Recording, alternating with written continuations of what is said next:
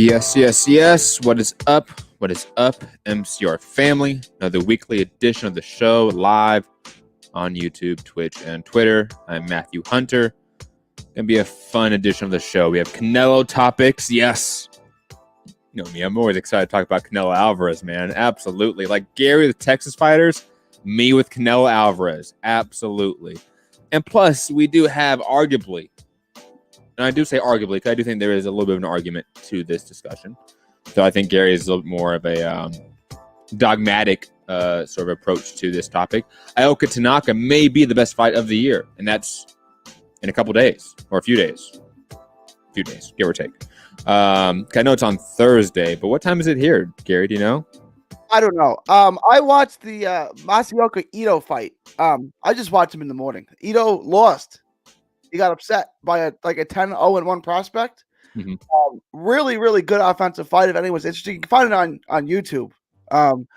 Ito versus Mishimura. I don't even know Mishimura. Was it the live stream that was on a couple days ago? Let's say whenever it was. It was on the 26th. Yeah. I didn't see it. Was it good? Was it a good card? Offensive fight. It really good, fun offensive, really close, competitive. I thought the judges got it right, but really, really close, really, really fun, competitive fight.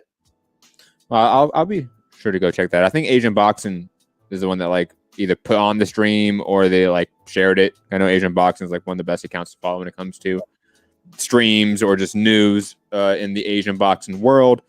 But a lot to get into on today's show. Plus, Ryan Garcia, Luke Campbell's this week. I feel like that snuck up on us, right? Maybe because of the holidays, everyone got busy with that, but this kind of just snuck up on us. It's fight week. It's here. Yeah, and it's in Dallas too. Ooh. I haven't even thought about it. I've had so much stuff going on. I don't think I'm gonna go. I might go. I don't know. And let's be honest, Gary. The best seat is always at your house on your couch with the TV. I don't care what sporting event it is. It is. It's sure the best seat in the house. I'm sorry. It's the cheapest. Yeah. The easiest. Absolutely. And it's more comfortable than whatever seat you can find at any stadium. But a lot to get into on today's show. And like I said, Canelo Alvarez versus Ioka-Tanaka seems to be in the works and or semi-official for Mexico City or somewhere in Mexico. I know that there's been talk about where it could be located, but a lot to get to on today's show. I'm having a little bit of a tech issue, so I don't think I'm going to have any of the topics up. I may try to get that as we talk about the fights that happen. But without further ado, let's get to the show. Gary, there was fights that happened on Saturday that we can briefly touch on before we get to any of the actual serious topics of the day. And the only reason we can briefly talk about it because I did not watch the fights. I know you did. The only thing I saw was the James Kirkland knockout or knockdowns that led to the finish. Yeah, all in the first round. That's so you watched 2 minutes of boxing. Because it was on Twitter, because PBC was able to put it on one video on Twitter. So that's how I was able to see it. So, Gary, I mean, obviously, your thoughts on the PBC card that happened on Saturday briefly. All right. So it was actually a fun card, all right, besides Kirkland. And let's talk about Kirkland later and where he goes and what is left of Kirkland. But David Morrell fought Gravinsky, and that was a one-sided demolition. Gravinsky was sharp as hell. I mean, he looked really good. Gravinsky didn't seem to be in the best of shape, so I don't really know what to make of it, right? I mean, you didn't watch it, but guys at home, I mean, did he look like he didn't train for this fight? And Morrell was the one that missed weight, so I don't know. But he didn't look. Gravinsky's a guy who at least should go rounds, and it was so clear from the first round that this thing was going to be over quickly, right? I'm surprised it even went 3 rounds. That's how dominant it was. Morrell looks really good. They want to move him up quickly. I would say they should have him fight Anthony Durrell. Look, he's 22, Morrell. If he loses, it's no big deal. He's 22. He'll be back. If he wins, if he beats Anthony Durrell, he's right there. He's in the title picture at 22. So I don't think that's too far of a stretch, given how good he looks. And if he loses, it's not the end of the world. I tweeted that, and Anthony Durrell thought it was funny because he's had 4 fights, and I get that. But obviously, they want this kid Morrell on the fast path, right? I mean, he's already fought a 12-rounder. I mean, this last fight went 12, and this was scheduled for 10 and went.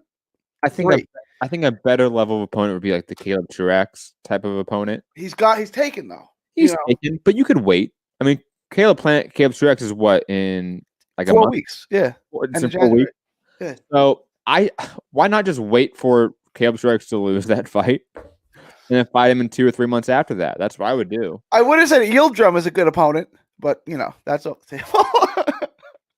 And the problem with like 168 is like, I mean, those types of opponents, they still don't even like get you up, in my opinion. Like guys like Porky Medina or anybody of that level, when we talk about prospects face them, I don't get like, oh wow, that's intriguing. In the same way that, let's say, we talk about like Jared Enos, Thomas Delorme, like that's an intriguing prospect, sort of uptick in competition level sort of fight. And at 168, it's just doesn't really get me going in that way. I'll be honest, except for the 4 guys at the top or 5 guys at the top now with Canelo, firmly in this division. I just think like if he loses, I think he can win. Is why I would make the fight. If he loses, so what? He lost to a former world champ 4 fights in, right? Like who cares? Like, I guess it would be. No, it'd be his fifth fight in. Like, who cares if he loses? Like, it's like Lomachenko. I mean, I'm not comparing him to Lomachenko. I'm just saying, if he loses to a former world champion this early in his career, who cares? He'll be back. It's way earlier than Erickson Lubin. It's literally he's had 4 fights. And he's already fought a 12-rounder. He's gone 12 with Lennox Allen, right? Yeah, I like Morrell. Like, don't get me wrong. I think Morrell's a decent level prospect. I think I see some sort of top 15 level ability in him, obviously speaking. But this, like I said, like the division doesn't get me going. So unless he's facing the very top guys and then like maybe like a Durrell brother, I just don't care. I don't care about these matchups, unfortunately. They just don't intrigue me in the same way that, the bottom half of the top 15 matchups in other divisions do, because they're just deeper divisions. This division isn't that deep. David Morrell is lucky for that in a sense, because I think he will get fast-tracked towards the top, and we're going to see him fight a Caleb Plant or David Benavidez sooner rather than later because of that factor. Like, I wouldn't be surprised in the next 18 months he gets a title fight off of like 6 fights. I think 6, 7 fights, 2 or 3 more fights, he'll definitely be fighting for a title. Absolutely. Yeah, he'll be fighting for 2022. He'll be fighting for a title. 100%. Absolutely. Any thoughts on that card? Yeah. First, and then the kids they love, the twin brothers from California, Angel and Chavez Barrantes. I don't know which one. The 122 pounder got knocked out. Did you see that? Yeah. Brutal knockout. Hold on, Gary. I'm breaking up a little bit. I'm sorry. I was breaking up a little bit there. I caught some of what you said. I think it was my fault because I was loading up a page. And this is my slow computer, so my apologies. I hope listeners were able to hear you. The 2 brothers that they love, Angel Barrantes, who were both like 3-0, and Chavez Barrantes. Angel got knocked out, brutal, and he fought a kid from Tuscaloosa who was like a 3-0 prospect who never heard of. Like, he had 3 wins over guys with losing records or 1-0 records. But you could tell right from the start, like, this kid was not outclassed. Right, like, he was the aggressor, and Barrantes was controlling him with the jab, but he kept getting closer and closer with the big left hooks, and he was landing short ones on the inside. Like, Barrantes is winning rounds, but he's about to get clocked, and then he did, and then he got hit with about 5 right hands in a row that put him out. That was a violent knockout. You wonder how a kid, he's 18, is gonna. I mean, he's plenty young where he can bounce back from that, but how does an 18-year-old bounce back from that? Who's never been tested before, never been hurt before in a fight, all of a sudden gets knocked out like that? I'm trying to remember if I've met Trayvon Lawson, because the name is like eerily familiar, and obviously you said it's from Tuscaloosa, so I've been in Tuscaloosa a lot. Probably. I mean, how many boxing gyms are there in Tuscaloosa? Dude, exactly. You know what I'm saying? Like, you got to go to one for the sparring. You know what I'm saying? I think I've met him before. If I'm right in who I remember it is, yeah, I remember thinking that he looked good from what I saw. He was only doing pad work from what I remember, but he looked good. Obviously Omar Juarez fought. He was He's one of your boys. Though he fought a guy that's 16-12, Oh. knocked him out one round. I'll explain that. So he was supposed to have a different opponent. Though I get how that happens, COVID, but man, that just sucks. Yeah. And then the fight was supposed to be canceled, and they were sent home, but they found this opponent, which I don't even. Is that legal? Like to find an opponent the same day as the fight? Don't you have to do physicals and things like that? Dude, I don't know. Texas, bro. No, it wasn't. It was in California. Oh, this was in California? Yeah, this was in the Microsoft Arena Theater bubble thing. Dude, it's California. they let you get away with that? I think California gets grossly overrated in terms of like how responsible it is as a commission, to be honest. But that's a separate conversation, maybe for a different time. I mean, I was at the entire UFC event where they moved an entire UFC card on 3 days' notice from Vegas to LA, while one of the main event fighters popped for steroids, and they let the fight continue. Are you serious? Mm-hmm. Wow. Shout out to John Jones. Yeah, I was at that card. That was a crazy fight week. Anyways, quick other like real thoughts. Butiev, how did he look? He fought what's his name? The guy that popped for steroids as well, or performance enhancing drugs. Butiev looked dominant. He looked good. Terry Chatwood. Yeah, that guy looked like dead weight, though. I mean, I'm not knocking his performance. Performance was fine. I'm saying Chatwood looked like dead weight. Like he looked like a sparring partner. Mm-hmm. Alontes Fox picked up a win as well, and that's about it for people that I know. James Kirkland, though, you had a tweet. I think it was you that had a tweet that said that James Kirkland can still have like a run. And it depends. Is he ever going to be a world champ? No, because he's too defensively awful, right? He was never going to be a world champion because he's. Garrett, let me ask the questions first, and then you can answer the questions. Okay. First, please define what you mean by run there. I think that's the word you use in the tweet. Now, obviously, depending on the context, it can mean separate things to other people. So I want you to define run in that context. And two, why you think that. Because I don't in any context. I got his name down pat, and now what was the name of the Japanese guy that iced him? And on Saturday, right? No. James Kirkland, like 10 years ago, when James Kirkland was a big prospect, he got knocked out in the first round by some Japanese guy. Ashida. There you go. And everyone was like, "What is this? This guy's a bum. This guy's got no chin." Right? He looked like that. Okay, a lot of big power hitters are chinny historically. I don't know the reason. A lot of them are. He got iced. He got hit with a massive left hook, and he never got his balance back. But that was always his flaw. I've seen Kirkland fight twice locally in Texas. I think once was in Austin at UT, and then maybe it was at the Alamo Dome. I think it was at the Alamo Dome. I saw him fight twice in 2019. Then the pandemic hit. He was out of the ring until now. He looked good. He knocked out two guys with bad records. One guy was Jazz Phipps, though. Jazz Phipps lost a split decision to Eddie Hunter and beat Brian Vera. So his record's not good, but he's better than his record looks because he's been in with tough guys and has done okay. To be fair, it is Brian Vera. He beat Brian Vera. You know what I'm saying? He beat Brian Vera, though. I mean, yeah, cool. It's like beating Glenn Tapia. Like Brian Vera beat Sergio Mora, who was a world champion. Brian Vera was this close to getting a world title. He got robbed against Julio Cesar Chavez. Like Brian Vera is an opponent, but he's a good opponent. Continue. Matt hates all Texas fighters. No, it's not Texas. It has nothing to do with Texas fighters. You mentioned Sergio Mora. Sergio Mora beat Vernon Forrest. Yo, how old was Vernon Forrest? Vernon Forrest wasn't old. Sergio Mora. All right. Hold on. Let me look up when that was, okay? Continue, though. With your James Kirkland. He can have another run take. Again, define run. Run, he can be in competitive top 15 to top 20 fights that are fun to watch. Okay, he can compete. I don't know. The fight was at 162. I don't know if his plan is to fight at middleweight.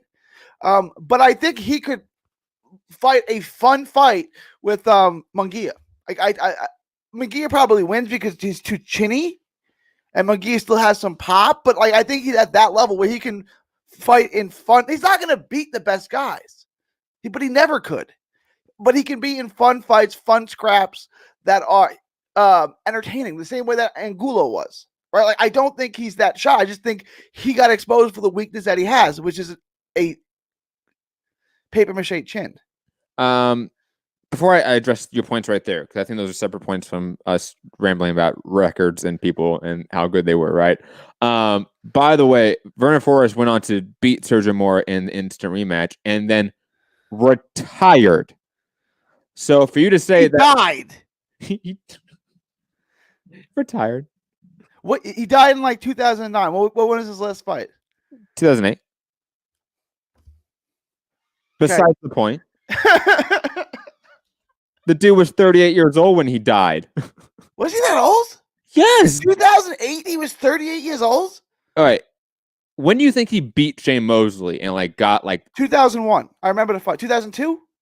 2002. You're close, but like that's a full 6 years before the Sergio Mora fight. That's over. He was 32 when he beat Mosley? That's an old man, huh? I just thought he was like 26, 27, 28 when he beat him. No, he was an old man. Because that was like, wow. He had because he was an Olympian. And then like he was kind of like blah as a pro. Like no one expected him to beat Mosley, right? Everyone expected Mosley to walk right through him, and then he beat Mosley. Beat the hell out of him. I can't believe he was already 32 at that point. Yeah, he was kind of like for any of like new heads. I feel like he was kind of like almost like a Gary Russell Jr. who like didn't get like a lot of shine. Yeah, was a good amateur. You know, had a good amateur run. But anyways, yeah, come on, man. Saying that Sergio Vernon Forrest wasn't old when Sergio Mora beat him. I didn't realize. I thought I would have guessed he was 32 when he fought Mora. Literally his last fights. Anyways, digressing. Your points about James Kirkland being like chinny, we always knew that. That hasn't changed. And that he could be in fun fights. I think that is yet to be determined with the second part of that. That he could still be in fun fights regardless of his chinny factor. Right? That he could be in top 20 fights even.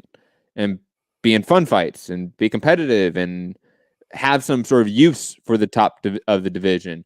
I don't think that's been proven yet. He's been out of the ring for 4 years or 3 years or whenever it was. 4 and then another year after the pandemic. Right? Yeah. So he's had 2 fights in like 5 or 6 years. You know, and then he had the 2 fights in 2019 were against nobodies. Sorry, against Jazz Phipps. Nobodies. Okay, beat them, and then fought a tough prospect that still is like a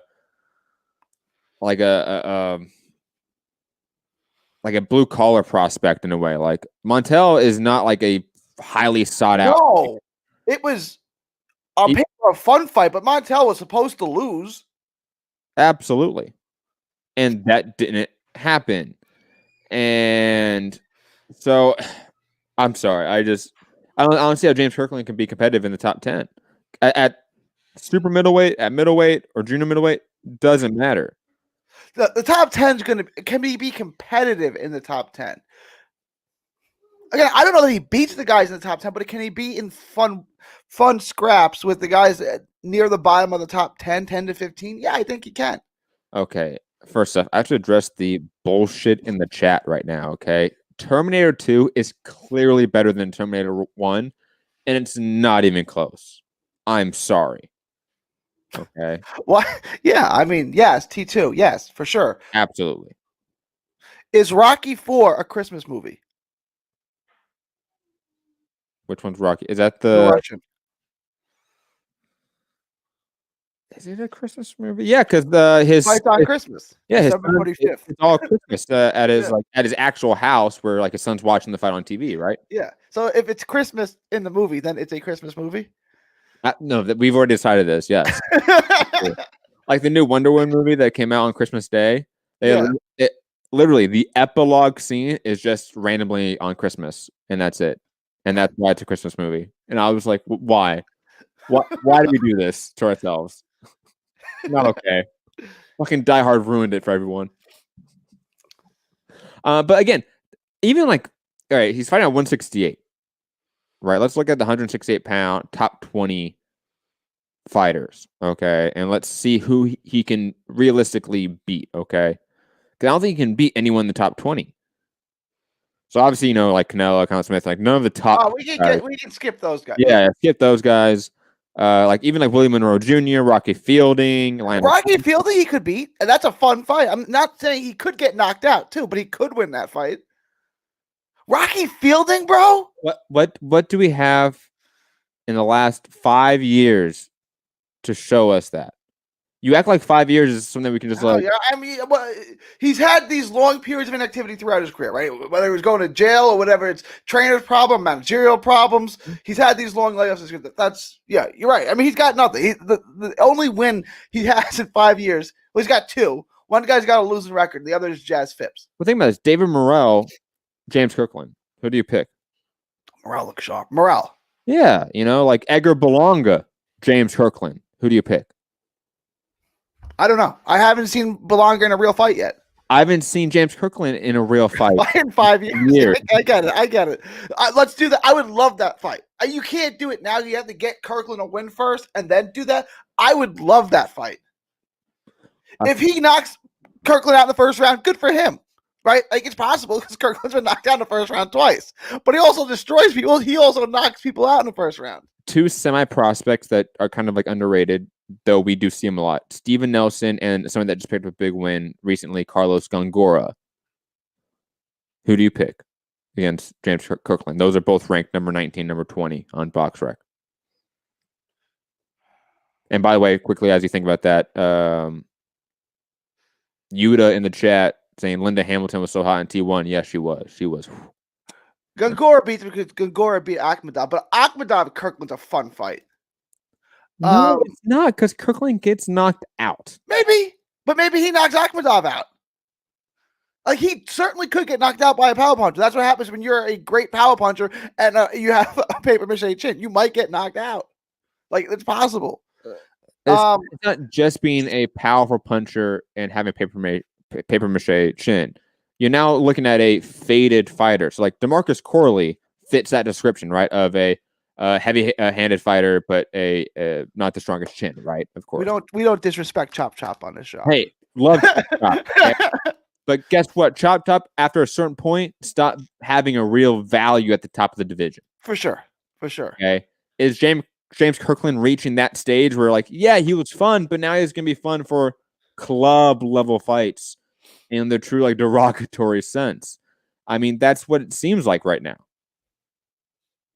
Like Randall Bailey is not realistic anymore as an opponent in the top 20 of his division. Even like and those are good comparisons. I mean, Randall Bailey got a world title. James Kirkland never did. But I mean, those are good.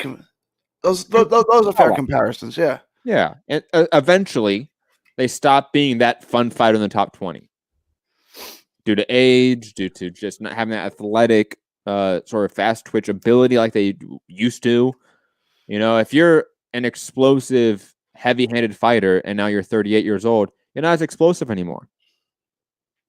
That's just the unfortunate reality. Like, Triple G is kind of facing that issue in a sense. But he was never like that explosive, in my opinion. He was always a good athlete, but never like that explosive, dynamic athlete. But he's still fading and having to adjust to that, right? And he's at the top of his level still to a degree. James Kirkland isn't that. He doesn't have the technical ability to fall back on. He doesn't have the jab to fall back on. And plus, because of his chin issue, it does make him more susceptible to not being at the top anymore. So I think a lot of these prospects we talk about, 168, they kind of beat up James Kirkland, and it's not fun.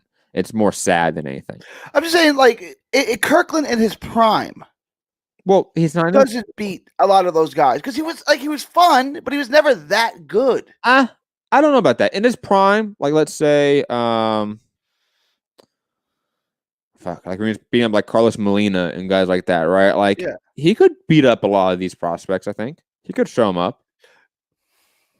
Could he ever beat Billy Joe? No, but Billy Joe's in the top 5. So like so get rid of the top 5. Okay, so no one in the top 5, right? And James Kirkland was never really in that discussion in the top 5.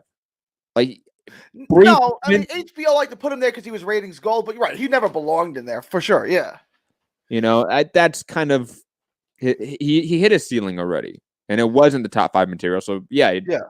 Even in his prime, I'd pick top 5 opponents against him. Absolutely.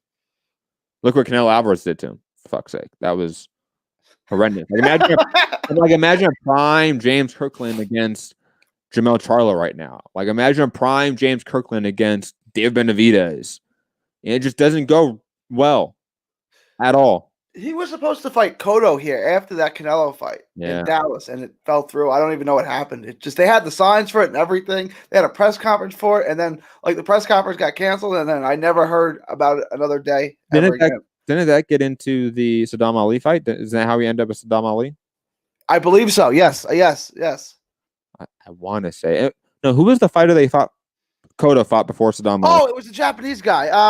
Kimura. I'm going to say his name wrong. It was that fight. It was the fight before Saddam Ali. It was the last fight he won. And even then, like Cotto didn't look like he won that fight. That was a rough Cotto, man. He aged fast. Oh my god. Kamagai. Shout out to Kamagai, man. He was in some fun fights. Anyways, digress. Let's get into. That was in 2017. I know. 3.5 years ago. I know. It's sad. Time flies. Moving on to some amazing fights this weekend, though.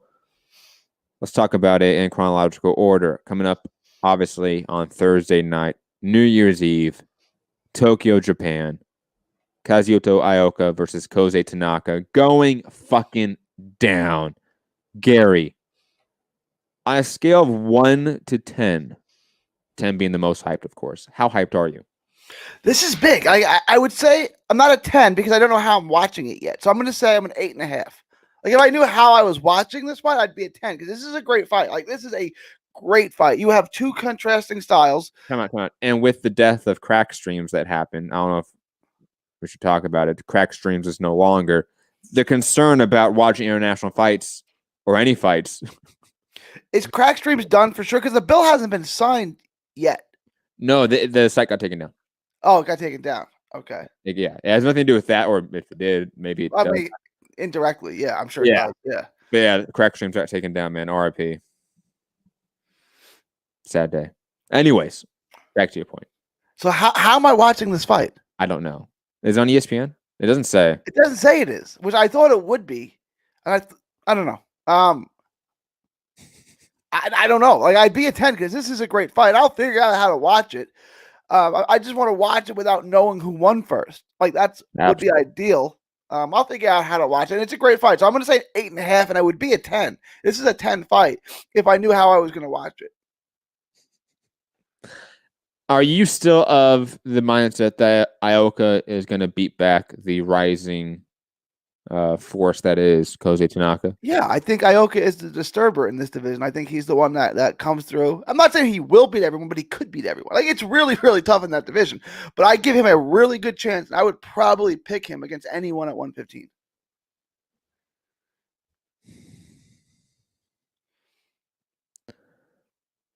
It's been a while. Was Cintron his last fight? I think so. That was a year ago, right? Yeah, that was a good fight too. Yeah. What are the paths to victory for Ioka? Is it just to bully Tanaka? Is it just to rough him up on the inside? Like how is he's gonna have a different? He's gonna have like because Tanaka's style, right? Like Ioka can box from the mid range, but you're not gonna want to do that with Tanaka, right? Because you could get knocked. But he can do that. I just think this is the wrong fight to do that in. Yeah, I would say to get on the inside, to swarm him, and to make the fight uncomfortable. Just don't let Tanaka land anything big. The same exact way he beat Palikte, right? And Palikte landed some shots early in the fight, but Ioka was able to get inside and wear him down. I would say the same exact path to victory against Palikte is the same fight he would take against Tanaka. And I understand Tanaka is way more proven than Palikte. I get it. Yeah, Palikte is a naturally bigger guy, though, right? They both have incredible power for that weight class. I would say fight the same fight you did against Palikte, and he'll win. And I mean, vice versa. We saw Tanaka versus Sho Kimura, and Sho Kimura is not as accomplished as Ioka. And what did he do with Tanaka? He swarmed him, made it a brutal ugly fight, and ugly mean like the good sense, like it was down and dirty, like they're both in the trenches, exchanging combinations in the body, all 12 rounds, and he almost won the fight. In some people's minds, did win the fight against Tanaka. Ioka clearly is bigger, better, stronger, heavier hitter than Sho Kimura. So the idea that he could do that, replicate that style, and have more success and win the decision is valid. Like that's what I love about this fight. Like I think that we could get Tanaka controlling the range, and that might be actually the key factor of this fight is the range and who can control the range of the fight. Because if Tanaka can keep this in the mid range, he's in that vein of like Earl Spence, Anthony Joshua, Mikey Garcia, or they're just like the perfect mid-range fighters, like Nao Inoue, of course. Yeah, like they just excel in that range where they can move out enough to slip or dodge or parry shots, but always be within range to fire back within combinations and to be at the end of their jab. They need all three to sort of feel comfortable. and you're not gonna like this comment. And I don't mean it to be disrespectful because I think Canelo is the best fighter in the sport, but I think Ioka is like Canelo in the sense that he can beat you in a number of ways. He doesn't have to just fight one style. He can beat you by taking away what you do well. Absolutely. Absolutely. And, he doesn't have the head movement of Canelo, but in a similar way, like I think there's a lot of these young fighters that have this like predatory nature of like marching down opponents. Like I think like almost like Shakur Stevenson in a way. Obviously very different. His ability to just walk down opponents, slip shots naturally, and always be able to fire back. Tanaka's at that level. Again, it's not the same one-to-one analog of these fighters, but he's able to march down opponents, be within range, still be able to slip his opponent's offense while delivering his own. I'm absolutely intrigued by this fight. I think it goes the full 12.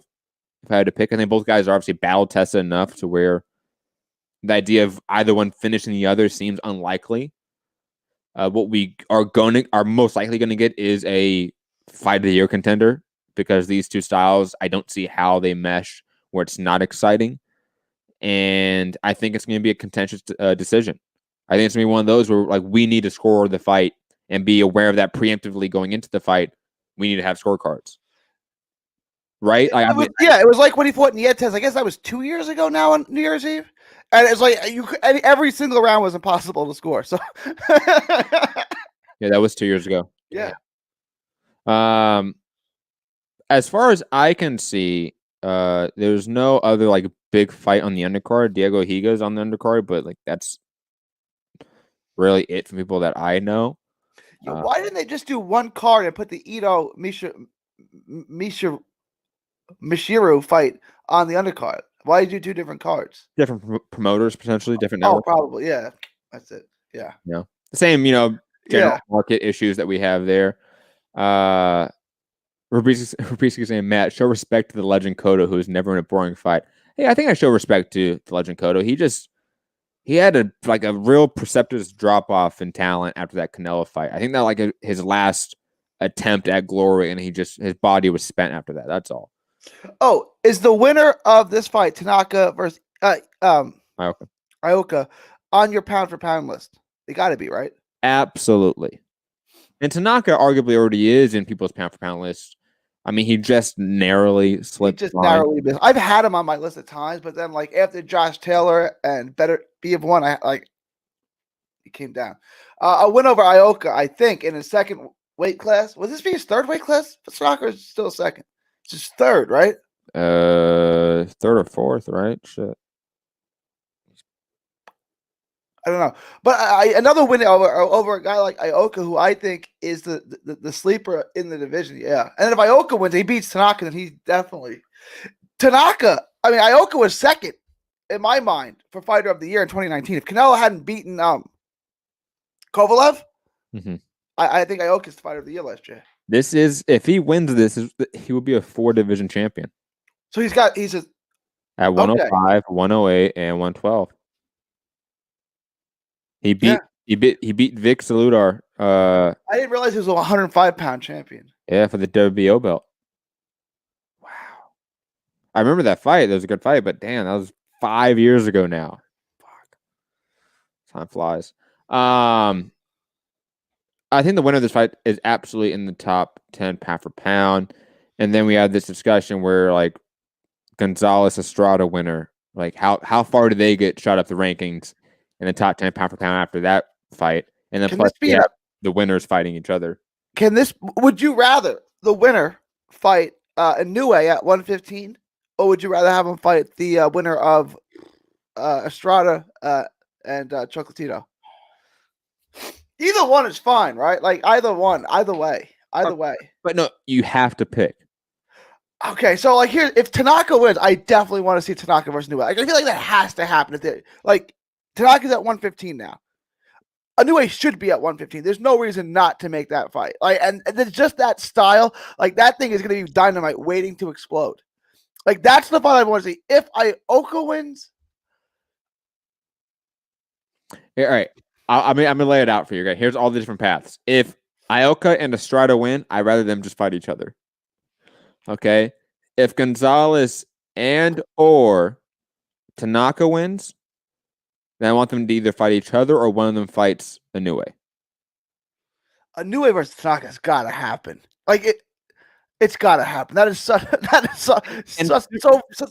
violence waiting to happen. Similar, I think Roman Gonzalez, if he wins, he has to face one of the next Japanese stars because he made his name off of the prior generation of Japanese stars. Agreed. So it would just be poetic in that sense, and it's just the cyclic nature of the sport. It just feels like it has to happen in some, symbolic gesture as well.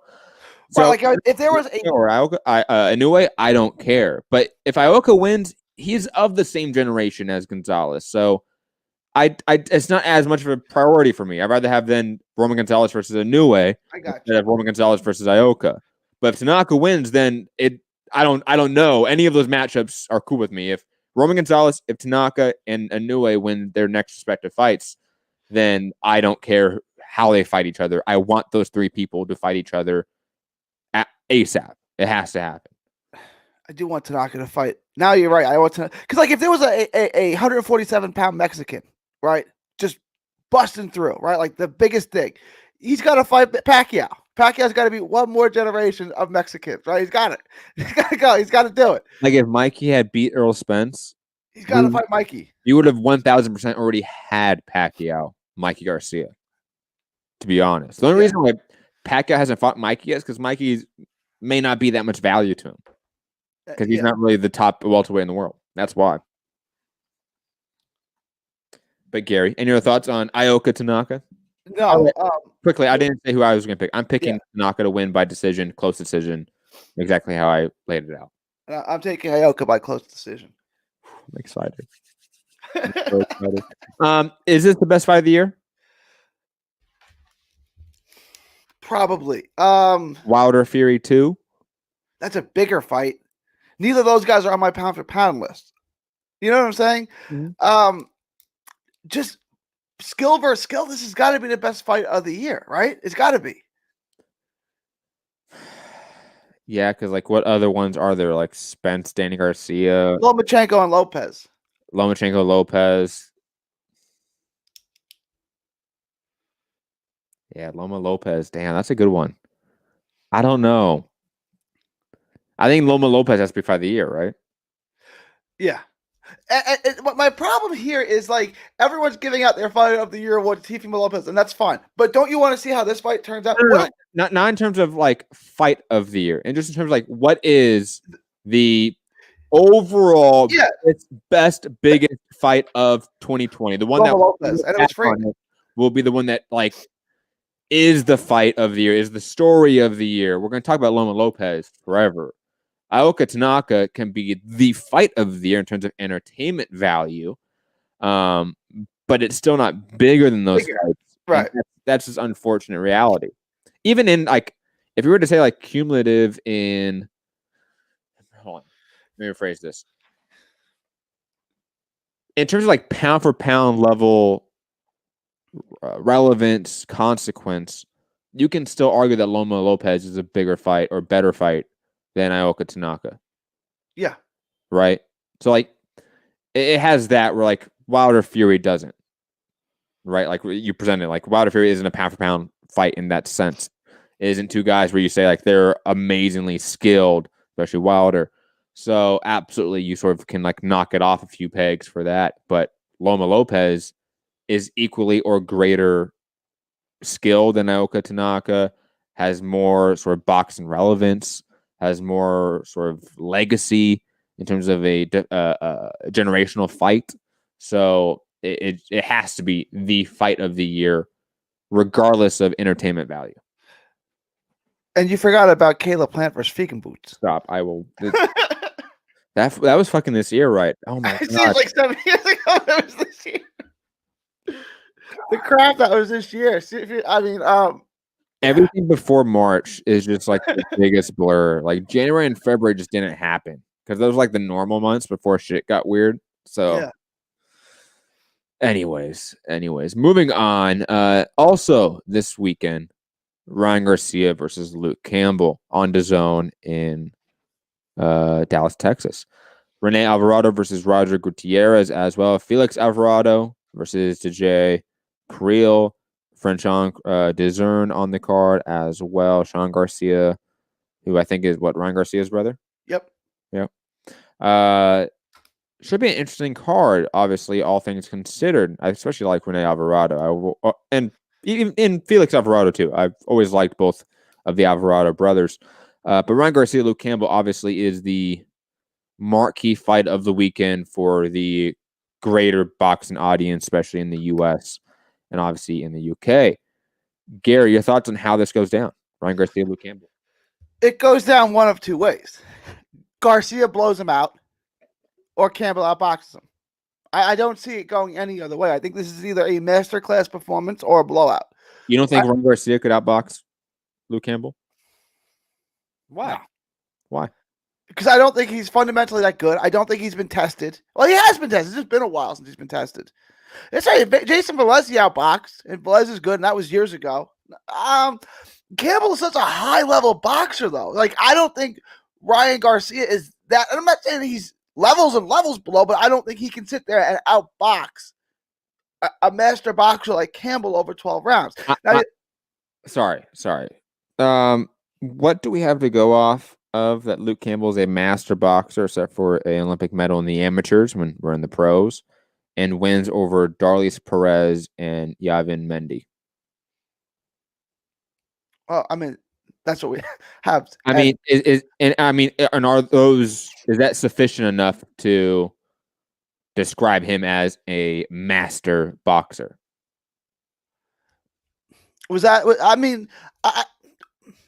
It is hard to outbox him. Really, really difficult to outbox him round after over round. Now, you can do it, right? Like, Lomachenko did it, right? But you have to be at that level. I don't think Ryan Garcia's skills are at that level, not even close. You don't have to be at Loma's level to do it.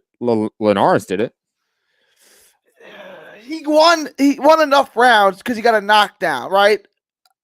Could he do that? Yeah. Now he has to be as good as Linares at that point in Linares' career to eke out a decision over Campbell. And I don't think he's that good. So I think Campbell takes a decision, a close decision, where he outboxes him and just wins too many rounds. I'm not saying that. You want to know a hot take? Prime Linares gets knocked out by Ryan Garcia. Maybe stopped on cuts. Come on, man. I think Linares' best wins are against your boy Anthony Corolla. That's his most notable win. What, Masita Gesta? Or Luke Campbell. Linares is Luke Campbell. Linares is your boy, though. You were always the Linares defender. And hey, I was wrong. It happens, yeah. It happens. It absolutely happens. And I was absolutely wrong about Linares. He's got a ton of skills. Like, he's fast, he's powerful. He looks nice. Yeah. You know, he looks nice on mitts, right? Yeah. Like he's a fast athlete, you know. But the second he's in there in an actual fight, he can be outboxed, he could be beat up, he can get knocked out. You know, it is what it is. But Ryan Garcia, I think at this point in time, I think it's hard to say that I forget how you framed it at the very beginning. I think you said something to the fact that like Ryan Garcia doesn't have the basics or the fundamentals. Yeah. I think he does have the fundamentals pretty down. I think he has a good jab. I think he has a good sense of range, IQ. He does. His sense of range is really, really, really good. And that's how he scores these spectacular knockouts. Look, if he is as skilled and as polished as Matt's saying, he should win this fight, and it should be clear. I don't think he's there yet. It will be clear. Yeah. I think he's going to outbox him and then knock him out within 8 rounds. Okay. I think Campbell ekes out a decision. I think Campbell is one of those guys that benefited from not really being tested until he fought the very best opponents. And he just wasn't that level. And we never saw him face people that are probably at his level, like a Richard Comey, like Denis Shafikov, people of sort of that top 10 ilk, right? The bottom half of the top 10. We never saw him face that level of opponent. We saw him face top 20 level guys like Argenis Mendez, like Darlis Perez. And then all of a sudden it was Linares or Loma. You know, Ryan Garcia is not a Darlis Perez. Ryan Garcia is not an Argenis Mendez. Ryan Garcia is not a Loma, though. And we don't know if he's a Linares yet. You know, like there's a lot there that's a question mark. So I'm absolutely understanding of people picking Luke Campbell to win because I think that's the safe bet. But, I mean, come on. It's boxing. And Ryan Garcia has enough skills, maybe not the equal skills to Luke Campbell, but enough skills. He's a far better athlete than Luke Campbell, like exponentially so. And this is still an athletic competition last time I checked. And he has great knockout power. So I think Luke Campbell's going to be in for a very, very tough outing. And it seems like a lot of people in the chat are agreeing with me that Ryan Garcia wins. We will see. So we disagree on both fights. I know. Hey, look at that. Yeah, it's great. It's awesome. I just hope I don't come back on Sunday or Monday. It'd be 0-2. That's not going to be fun. Oh, man. I'll be looking for fights. I'll be looking for arguments. You know me. I think I'm confident Campbell wins. The only way he loses, I think, is if he gets robbed. But I think he wins. I'm more confident on Luke Campbell winning than I am on Ioka winning. But which pick are you more confident in? Ryan Garcia. Ooh. That's the funny part, huh? Yeah. They're both super confident in the last fight.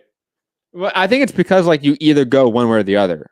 Like it's unlikely that it's a very close, contentious fight. If it is, then that might just be like it would be just positives for both fighters, right? I mean that Luke Campbell is a quality top 10 opponent to test prospects. I mean that Ryan Garcia is in that top 10 level at that time, maybe just not at the Loma Lopez level, which would be okay for what I think a lot of people think of Ryan Garcia, to be honest. Regardless of who like wins that hypothetical contentious fight. But most people don't see it going that way. Most people see Ryan Garcia being the younger, hungrier fighter that's going to bulldoze Luke Campbell, or that Ryan Garcia is the untested prospect that isn't at this level, so Luke Campbell should be able to outbox him.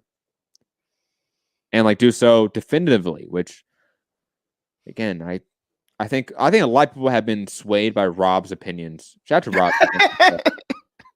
He's an influencer. He is, man. He's been high on Luke Campbell. Rob, can you come back for the post-fight Luke Campbell Ryan Garcia show? Just make one. Dude, if Ryan Garcia knocks out Luke Campbell, I guarantee you Rob is not on this show. What if Luke Campbell wins? Nah, he still won't come on this show. Love you, Rob. Love you. Hope you're doing well. What else do we have on this card? Oh, any thoughts on like the Alvarado brothers on the card or anything like that? No, it's always fun to see the Alvarado brothers. It'll be fun. I mean, I don't know what to expect, but it'll be fun. Absolutely. And then Alex Rincon finally fights again. This kid's got no luck. He's on the card? He's on the card. Yeah. I talked to him. He's on the card. He's fighting. It's fight week. He had 2 fights canceled in 2019. One guy missed weight. I guess one was in early 2020. It was on the card in San Antonio, the Munguia card. All right, so he had 2 fights canceled in a row. One, he gets to to the weigh-in. The guy he's supposed to fight misses weight by like 20-something pounds. Like, fights off. Like, then he was supposed to fight on the Munguia card in San Antonio, and he broke his hand. So that got canceled. And then the pandemic hit. So he's been out of the ring for like a year and a half because he had 2 canceled fights and then the pandemic. But he's finally back in the ring. He's a really good prospect. I don't know if he's fighting at 54 or 60, but he's definitely a kid to keep your eye on. Didn't one of the Racon brothers lose in the last fight? Or no, George didn't lose. He won.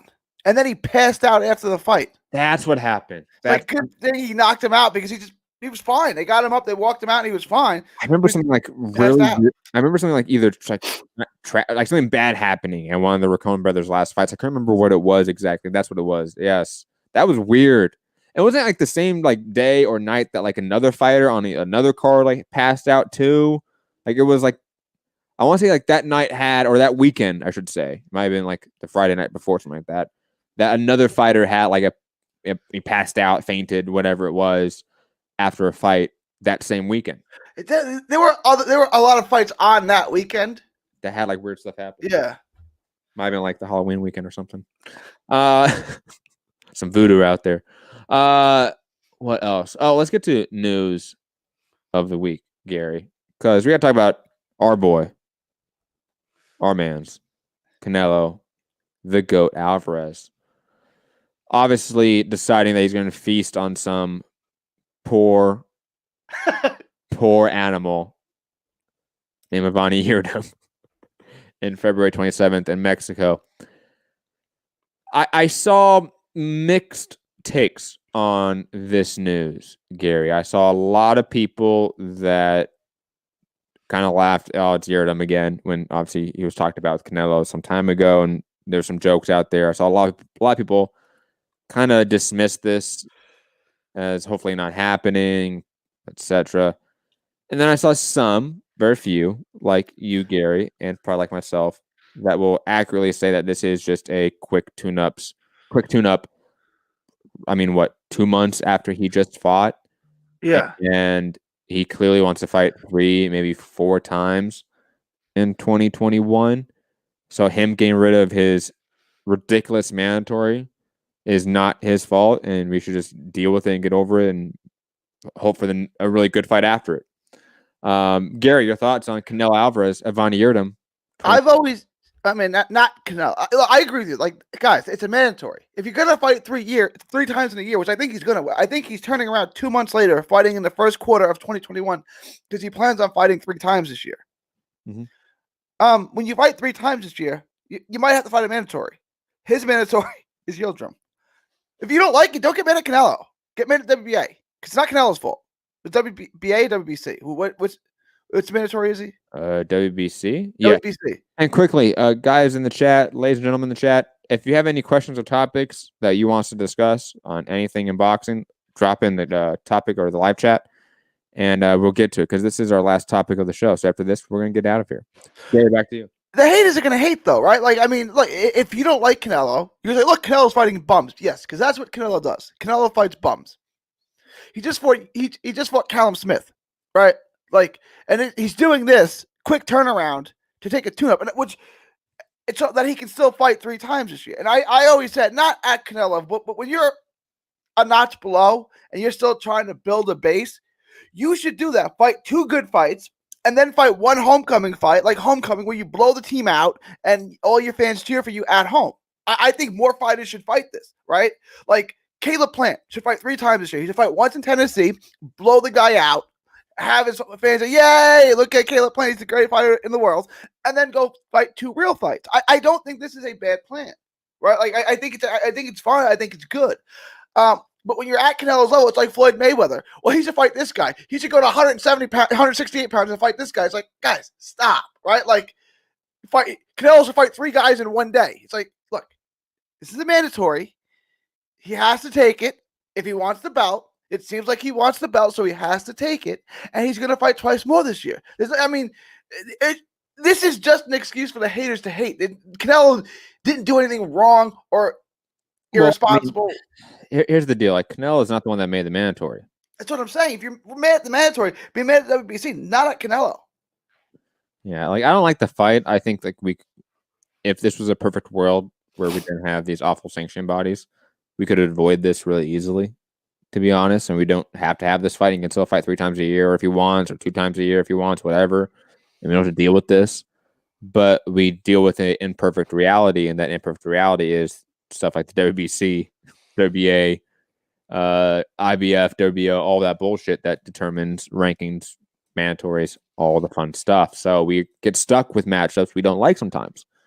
Guys, this is a sparring session. Just think of it like that. At Sparring least session in which he has to make weight for, and then it's over with.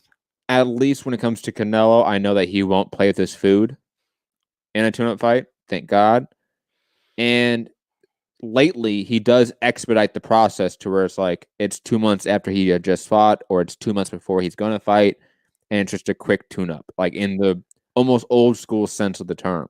He'll get him on a couple rounds. It'll be 5 rounds, I say. Tops. I mean, Yildirim is like, he had a fun fight with Anthony Durrell, but that's it. That was it. On what planet does he become mandatory? Like, well, it was because of the Durrell fight, remember? Yeah. Because that was a draw, right? And he was supposed to get an immediate rematch for the vacant title fight. And then Benavidez came back, so I think they just gave him the belt. And then... Fuck, I'm trying to remember what happened. It was such bullshit. And then why did they strip the belt from Benavidez again? He missed weight. He missed weight. That's it. I think I was missing an event. Benavidez missed weight again, and they were gonna make a Canelo and Callum Smith for the vacant WBC title, right? So we have that, and Yildirim was supposed to get the mandatory, so here we are. The first time Benavidez had his title stripped, it was because he was doing coke with hookers in Mexico. God bless him. The second time he missed weight. God bless him. Like, it's got to be the truth, right? Like, why would you go to Mauricio Sulaiman and tell him that if it wasn't true? Wouldn't you make something else up? Yeah, at least with like Benavidez, like I don't fear for him like I do Chavez Jr., right? Like Chavez Jr. is that guy that does drugs that shouldn't be doing drugs. And Benavidez was like 19 or 20 when he won the belt. Like, look, don't do it again, bro. Yeah, don't do it again. Wink. Like Mauricio Sulaiman doesn't do coke or have hookers. He doesn't have to pass. Mauricio Sulaiman don't have to pass drug test. Okay, yeah, but he gets to enforce drug testing for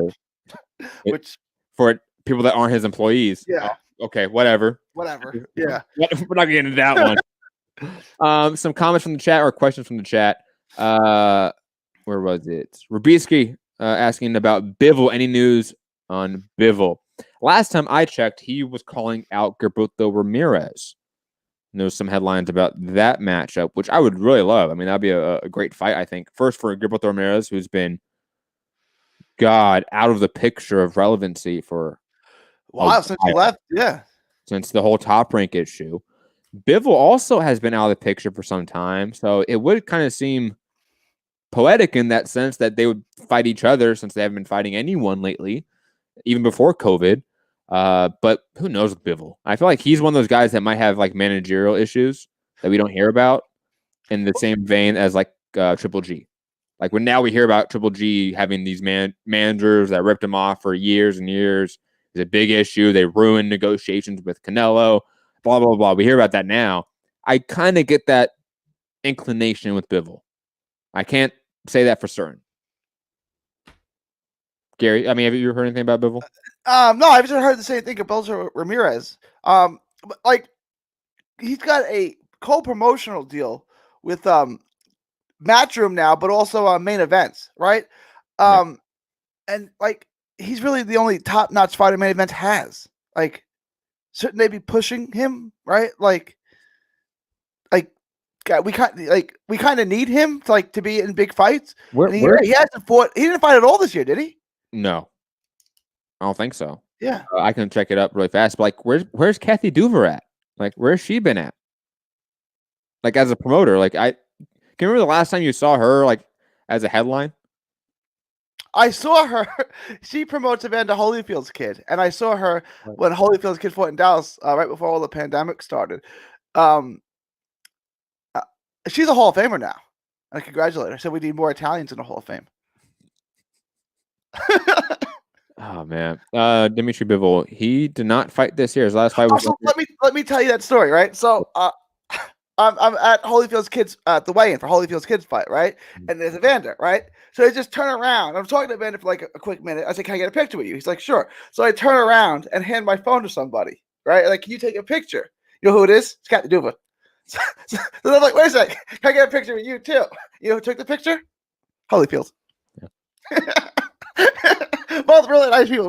Doesn't Cat Duva seem really scary to you, like in press conferences?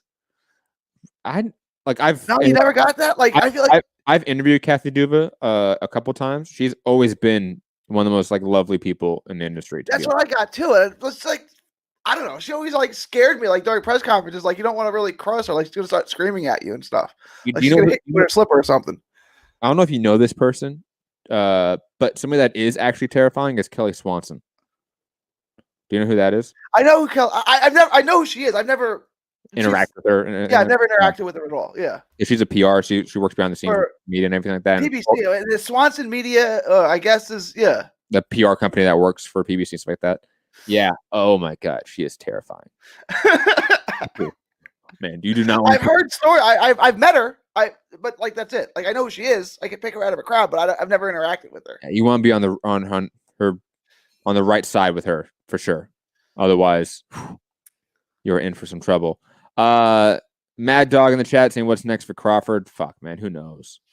I still haven't heard about anything with Top Rank. It looks like Porter's all in. So now it's on let's talk about that, right? It is 100% on Crawford. Porter has been able to make a fight with every single other top 147 pounder.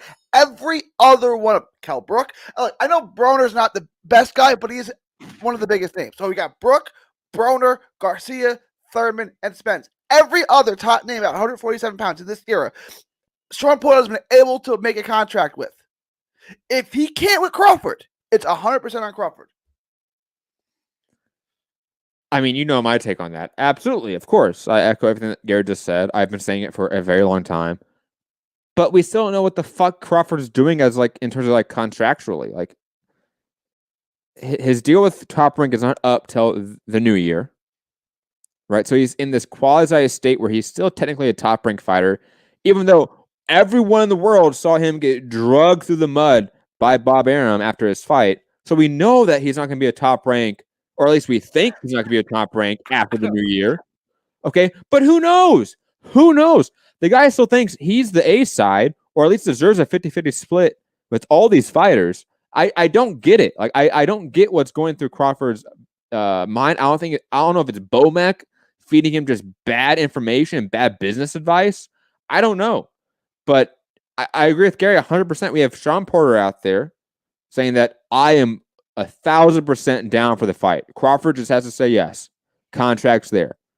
Okay. We've had Keith Thurman say, I'm down for the fight. Okay. Pay me what I'm owed. I just fought Manny Pacquiao and did 500,000 pay-per-view buys. I'm deserved a big check. Well, okay. I'm all ears now. What's Crawford going to do? Is he going to sign with no one and be a free agent and make those fights? Is he going to sign with Al Hammond under an advising and managerial deal? Like, what's he going to do to make those fights happen? Because signing with Top Rank again, which I'll be honest, part of me is leaning that he's going to sign with Top Rank again. Just because it makes no sense. It would make zero sense. Dude, I don't know what it is. Like, there's nothing that's been out there that's been stated by anyone that I go, red flag right there. That's why I think Crawford re-signs with the Top Rank. But it's just the radio silence from Top Rank right now from Crawford concerning his next move that has me thinking I can just see Crawford going back with Top Rank because that's where he feels the most comfortable still. And that seems like a kind of a Crawford personality trait that he wants to be where he's comfortable. And that's fine. And that's what's going to happen. So I have no fucking clue what happens with Crawford next. No idea. So Sean Porter is the number 1 ranked fighter by the WBO. He says he's the mandatory. I don't know that they've ever announced that. I don't think that they have, unless Sean Porter knows something that hasn't been released to the public, right? But Bob Arum could certainly get them to force to mandate Sean Porter, right? Like Bob Arum could do that because he does it all the time. He did it with the Mean Machine. He could do it again. So like that fight could happen if if he wanted it to happen. If Crawford wants it, all he's got to do is say, Bob Arum, make WBO mandate Sean Porter. And it's done. And the fight's done. They have to make the fight. And Sean Porter's already agreed to the fight. Right? So, I mean, and I'm a Crawford fan. I've always been a Crawford apologist. The ball is 100% in Crawford's court. If Crawford fights anybody else, okay, I'll give it Spence. Spence aside. If he gets the Spence fight. I'll take a Thurman too. He's not fighting Thurman. If he's going to work across the aisle, it's going to be with Porter. We don't even know if it's across the aisle. Yeah, that's true. That's the big issue. Like, with whatever happens with Crawford has to wait till we find out what happens with Top Rank. Yeah. We think he's leaving Top Rank because that's what's assumed, but it's assumed still. It was assumed last time too. Like, why would he? Stay? And there wasn't any of like the media sort of back and forth between them last time either, like there was this time. And yet, I still feel in my gut we get Crawford re-signing with ESPN and Top Rank in 2021. Are we just being pessimists? Because I feel the same way. But are we just being pessimistic? Yeah. When it comes to boxing, absolutely. Be a pessimist when it comes to boxing, because then you don't get your hopes up, okay? And that's my one lesson to teach any new boxing fan is be an ultimate pessimist about the sport. Because otherwise, you're going to believe stuff's going to happen that's just not going to happen. Like Crawford Spence. It's like being optimistic about politics. Like, what the fuck? Like, why would you do that? Like, be pragmatic, at least, about the realities of the situation here. Whether you call it pessimistic or not, doesn't matter. Be pragmatic. Because when it comes to Bob Arum, and if Crawford re-signed with Top Rank, we know, because they have it on explicit verbatim quotes that Bob Arum really doesn't want to negotiate with these people. He doesn't want to negotiate with PBC. He doesn't want to negotiate with anyone that's outside of Top Rank when it comes to Crawford. He wants it all to be in-house. He wants to control everything for some reason. Don't know why. And like we even said, like Spence stopped talking about Crawford lately. Like I think he called out, not really called out, but I think he mentioned or was asked about like Ugas and other people. He was all down for those fights. He thought Ugas was a good fighter.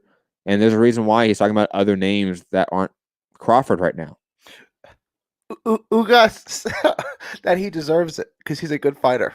He is a good fighter. It's just like that's not really a great sell. I'm a good fighter. I deserve it. There's lots of good fighters. It's not really the best sales tactic, but no. Look, Ugas is fine, but it's not the fight we want. Mm-hmm. It's Crawford, and I don't know. Pacquiao's done, right? Because Pacquiao said he wanted to fight Spence. That was just a joke, right? Like he didn't actually mean that. Look, Pacquiao's not fighting Spence. His wife would never allow that. In regards to Crawford still wants a 50-50 split with Pacquiao. So yeah, that's not happening. That's not happening. No. It's never going to happen. Sorry. God, Crawford's entire career is just so frustrating. Let's just be honest. Anyways, let's get out of here, Gary. I know it's a quick show, but there wasn't a lot to talk about. We have good fights coming up, so I'm excited for that. Other than that, we will be back next week. We're not going to be back on the rest of the week because of obviously New Year's, all that fun stuff. I'm busy. Any sort of housekeeping notes.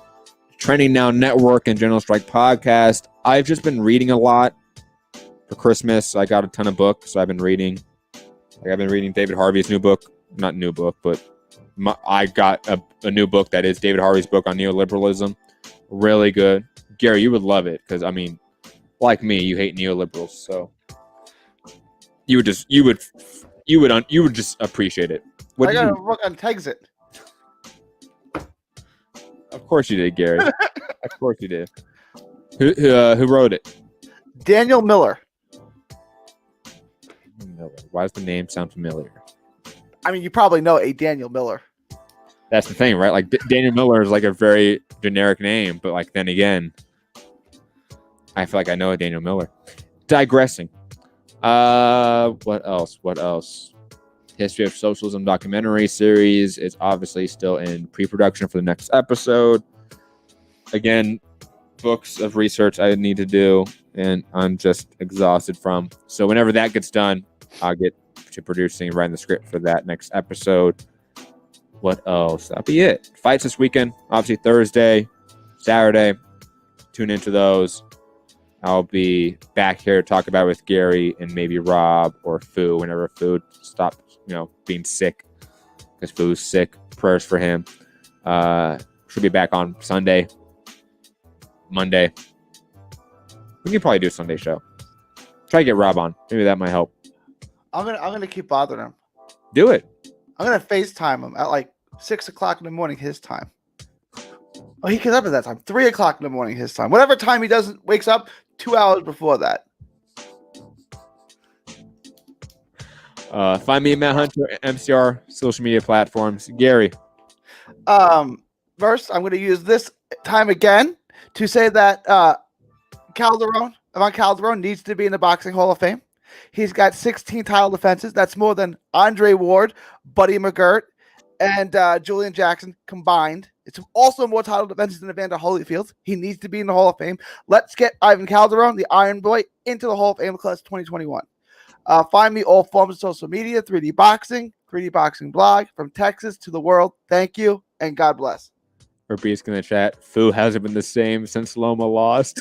It's true. It's facts. It's facts. He got just like a terminal disease from that fight, apparently. He tried to say, well, it's because he's fighting in the wrong weight class. And I was like, you said he beat all these guys in this weight class, right? He got so mad. Oh, man. That was a good show, man. I missed that. If Usyk loses to Joshua, I'm going to say it's because Usyk's fighting in the wrong weight class. I'm going to be yelling. I hope you just get ready for that. Get ready for that. He's not going to lose, though. Gary. I'm just making, a safe out, right? Like when I picked Flanagan to beat Prograis. You know why I did that? Because Hooker told me that Prograis, because Hooker fought both of them, Regis in the amateurs and Flanagan in the pros. He said Flanagan's better. He told me Flanagan was going to win. That's why I picked Flanagan. Never listen to me. That's the life lesson you learned there. But I didn't know his hatred for Prograis at that point, right? Like, he didn't really think Flanagan was going to win. It was like when Charles Barkley said that John Stock is one of the 5 greatest players of all time. It's like, that's not true. That's just shots fired at Karl Malone, right? Like, that's all that is. Like, absolutely. Absolutely. Ladies and gentlemen, have a great day, great evening, great night, wherever you are. Remember, at all times, fuck the police and free Palestine. Have a great day. Peace.